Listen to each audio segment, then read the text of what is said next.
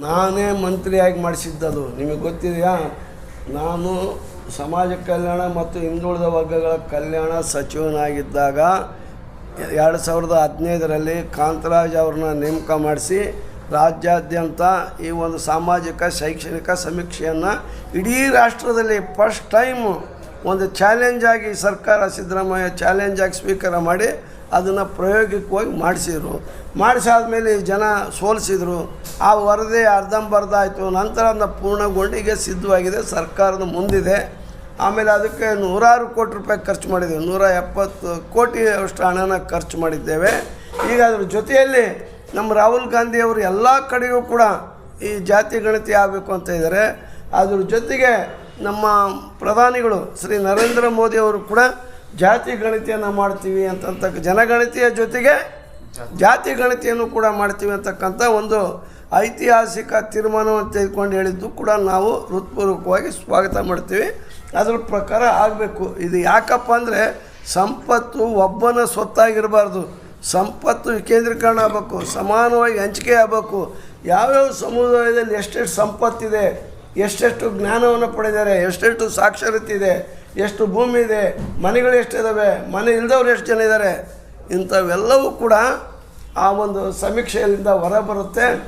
ಯಾವ ಅವಕಾಶ ವಂಚಿತ ಸಮುದಾಯಗಳಿಗೆ ಉದ್ಧಾರ ಮಾಡಲಿಕ್ಕೆ ಯೋಜನೆ ಹಾಕಲಿಕ್ಕೆ ಸರ್ಕಾರಗಳಿಗೆ ಇದು ಕೈಗನ್ನಡಿ ಆಗುತ್ತೆ.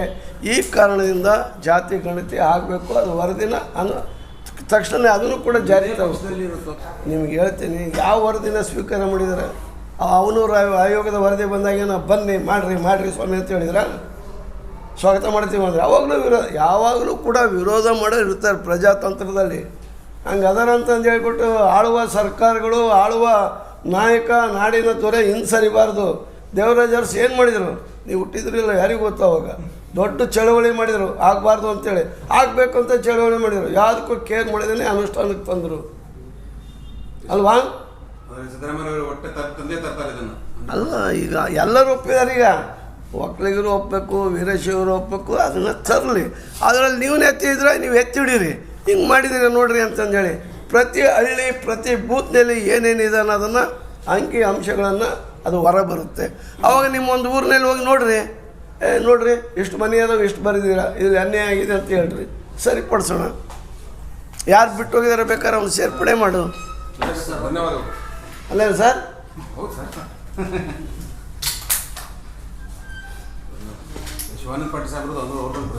ನಮಗೆ ಗೊತ್ತಾಗ್ಬಿಡ್ತೈತಿ ಈಗ ಕೇಳಿಲ್ಲ. ಅದಕ್ಕೇ ನಾವು ಏನು ಮಾಡಿದ್ದೀವಿ ಅಂದರೆ ಯಾವ ಅಟ್ಟಿ, ಯಾವ ಓಣಿ, ಯಾವ ಕೇಳಿ, ಯಾವ ಬಡಾವಣೆಯಲ್ಲಿ ಎಲ್ಲಿ ಬಂದಿಲ್ಲ ಅನ್ನೋದನ್ನು ನಾವು ಸ್ವಲ್ಪ ಇದು ಮಾಡ್ತೀವಿ.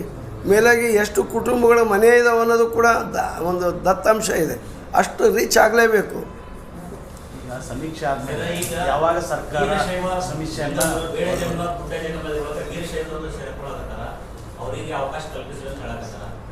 ಈಗ ನೋಡಿ, ನಾನು ಹೇಳೋದು ವೀರಶೈವ ಲಿಂಗಾಯತ ಜಂಗಮರು, ಅವರು ಗುರುಗಳು, ಪುರೋಹಿತರು. ನಮಗೂ ಕೂಡ ಅವ್ರ ಪೂಜೆ ನನ್ನ ಮದುವೆಯಲ್ಲಿ ಅವರೇ ಮಾಡಿಸಿದ್ದಾರೆ. ಗುರುಗಳು ಸ್ಥಾನದಲ್ಲಿರ್ತಕ್ಕಂಥವ್ರು, ಅವರಿಗೂ ಬೇಡ ಜಂಗಮಕ್ಕೂ ಸಂಬಂಧನೇ ಇಲ್ಲ.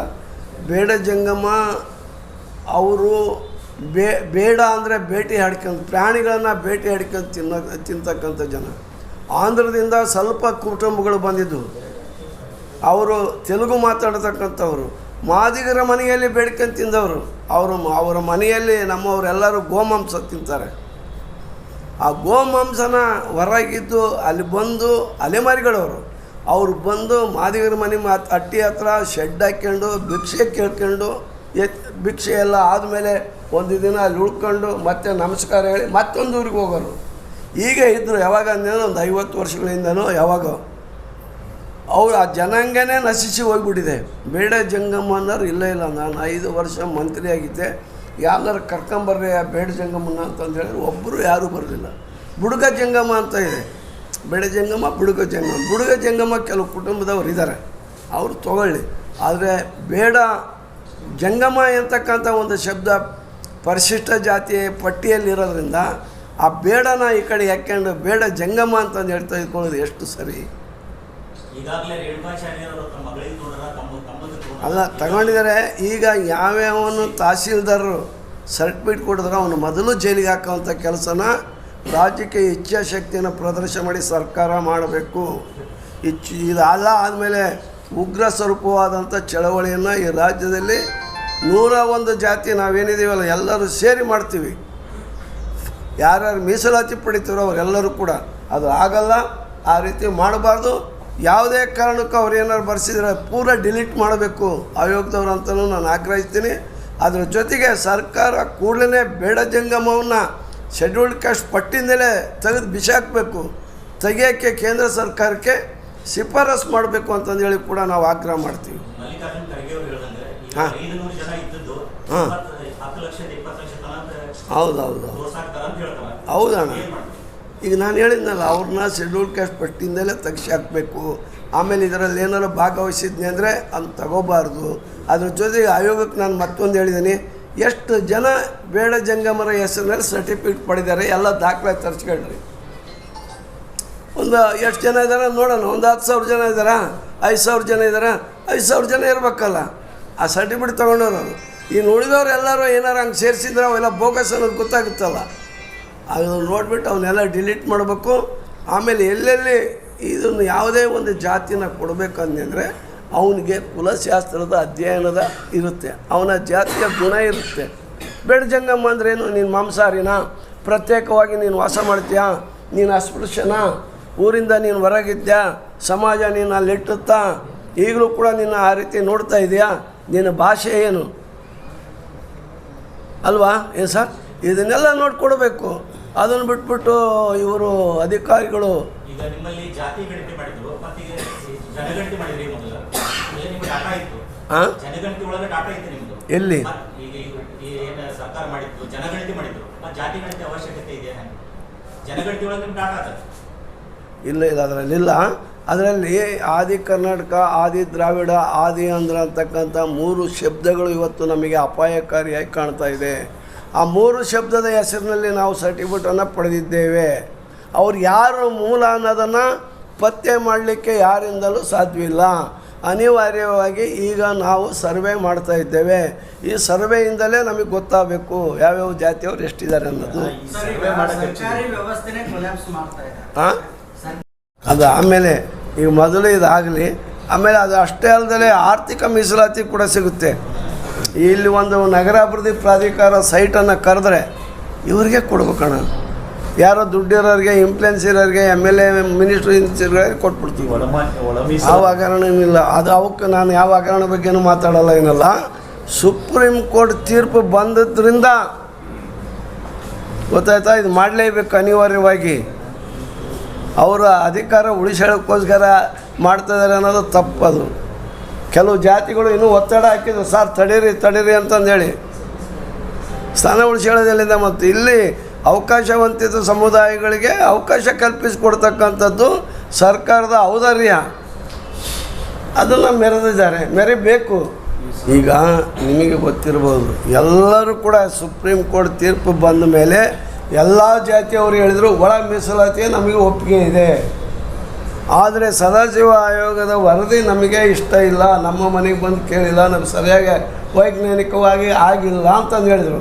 ಅದರಲ್ಲಿ ಕೂಡ ಕೆಲವು ದತ್ತಾಂಶಗಳು ಆದಿ ಕರ್ನಾಟಕ, ಆದಿ ದ್ರಾವಿಡ ಅಂತಕ್ಕಂಥ 7.5 ಲಕ್ಷ ಜನ ಬರ್ಸಿರೋದ್ರಿಂದ ಇವರು ಕೂಡ ತಕರಾರು ಇದ್ದುದರಿಂದ ಇದು ಯಾವುದು ಬಿಡ ನಡಿ ಅಂತಂದೇಳಿ ನಾವು ಹೊಸದಾಗಿ ಸಮೀಕ್ಷೆಗೆ ಬಂದಿದ್ದೀವಿ.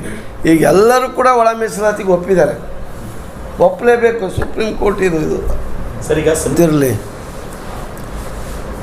ಕಳೆದ ವರ್ಷ ಅಕ್ಟೋಬರ್ 28ನೇ ತಾರೀಕು ಒಳ ಮೀಸಲಾತಿಯನ್ನು ನಾವು ಜಾರಿಗೆ ತರ್ತೀವಿ ಅಂಥೇಳಿ ಸರ್ಕಾರ ತೀರ್ಮಾನ ತಗುತ್ತೆ. ಅದ್ರ ಜೊತೆಗೆ ನಾವು ಒತ್ತಡ ಹಾಕಿಬಿಟ್ಟು ಆ ತಾರೀಕಿನಿಂದ ಯಾವುದೇ ಹೊಸ ಹುದ್ದೆಗಳನ್ನು ಈ ರಾಜ್ಯದಲ್ಲಿ ತುಂಬಬಾರದು, ಎಲ್ಲ ಪೋಸ್ಟ್ಗಳನ್ನು ಸ್ಥಗಿತಗೊಳಿಸಬೇಕು.